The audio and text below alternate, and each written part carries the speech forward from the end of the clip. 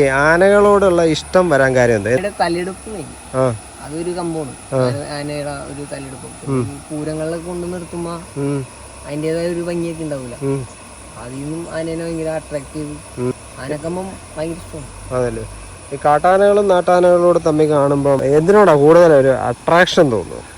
അത് മെയിനായിട്ട് ഇപ്പൊ തോന്നുന്ന കാട്ടാനയുടെ ആയിരിക്കും. അതെന്തുകൊണ്ടാ? അതായത് അത് കാടുകളില് ചങ്ങലയും കാര്യങ്ങളൊന്നും ഇല്ലാണ്ട് ഫ്രീ ആയിട്ട് നടക്കുകയുള്ള. മറ്റേതെന്ന് പറയുമ്പോ അതിനൊരു പാപ്പാനും ആളുകൾക്കും ഉള്ളതുകൊണ്ട് നമുക്ക് അതിനെ അടുക്കാൻ പറ്റില്ല.